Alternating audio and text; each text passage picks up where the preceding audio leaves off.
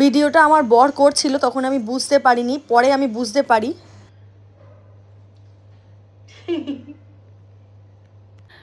নমস্কার বন্ধুরা, আমি নবনীতা। দেখো আজকে এই যে আমার মেয়ের একটা ব্ল্যাকবোর্ড টাইপের কিনেছি, মানে এখন ওয়ালপেপার ব্ল্যাকবোর্ড পাওয়া যায় কিনতে, তো ওখান থেকে এটা কিনেছিলাম। আর অনেকগুলো চক, কালারফুল চক প্লাস এমনি চকের অনেক বাক্স কিনেছি। আগে আমি পেন্টিং শেখাতাম, তো আমার অনেক স্টুডেন্ট ছিল, আমার স্টুডেন্ট আমাকে প্রচণ্ড ভালোবাসতো। আমার বিয়ের পরেই আঁকা শেখানোটা বন্ধ হয়ে যায়, কারণ আমি ছোট থেকে যেখানে বড় হয়েছি বালি, তো বালিতে আমাদের জয়েন্ট ফ্যামিলি ছিল, মানে আমার বাবা, কাকা, জেঠু সবার জয়েন্ট ফ্যামিলি ছিল, একসঙ্গেই থাকতাম, কিন্তু প্রত্যেকের পোর্শনটা আলাদা আলাদা করা ছিল। আমি আঁকা শেখাতেও যেতাম, অনেক ছোটোবেলা থেকে আমি আঁকা শেখাতে যেতাম।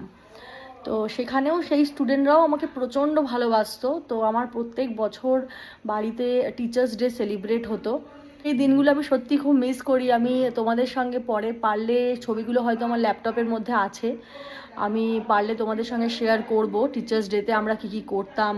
তখনকার সময় তো ভিডিওর প্রচলন ছিল না, তখন সময় ফটো তোলা হতো, তো আমি ফটো তুলে রেখেছিলাম অনেকগুলো, তো সেগুলো তোমাদের সঙ্গে আমি শেয়ার করবো। আমার স্টুডেন্টরা সত্যি প্রচণ্ড ভালো, মানে পেন্টিং করতে পারতো। পেন্টিংটা ছিল না আমার কাছে পুরো একটা নেশার মতো, মানে আমি পুরো অ্যাডিক্টেড। আমার করা কিছু পেন্টিং আছে আমার খাতায়, তো সেগুলো আমি তোমাদের সঙ্গে পরে টাইম করে শেয়ার করব। বুঝতেই পারছো ছোট বেবি রয়েছে, তো আমি সেগুলো বের করতে পারছি না, ও বের করলেই ছিঁড়ে দেবে। তোমাদের সঙ্গে ভবিষ্যতেও যদি পারি তো আরও কিছু পেন্টিং আমি শেয়ার করব। তো এই পেন্টিংটা একটা সিম্পল পেন্টিং, তো কীরকম লাগলো জানিও। এটা আমার স্টুডেন্টরা সত্যি প্রচণ্ড, ওরাও প্রচণ্ড ইন্টারেস্টেড ছিল আঁকার প্রতি, প্রচণ্ড ডেডিকেটেড, খুব সুন্দর করে পেন্টিং করতো। আর এখন হয়তো ওরাও আমাকে খুব মিস করে, আমি তো খুব মিস করি ওই দিনগুলো, আর ওদেরকেও খুব মিস করি, কারণ আমি বাচ্চাদের প্রচণ্ড ভালোবাসি। আসতো সানডে সানডে করে, আর আমি আঁকা শেখাতে যেতাম। একটা দিন হয়তো, মানে আমার মনে পড়ছে না, একটা দিন আমি বিকেলবেলা করে আঁকা শেখাতে যেতাম। সেখানেও আমার অনেকগুলো বাচ্চা ছিল, কিন্তু বাড়িতে যারা আসতো তখন একটা বিশাল বড় একটা গ্যাং সৃষ্টি হয়েছিল বাড়িতে।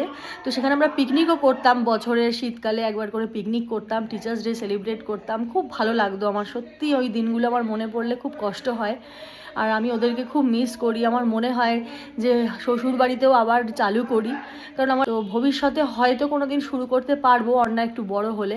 কীরকম লাগলো আমাকে জানাবে। ভালো থেকো।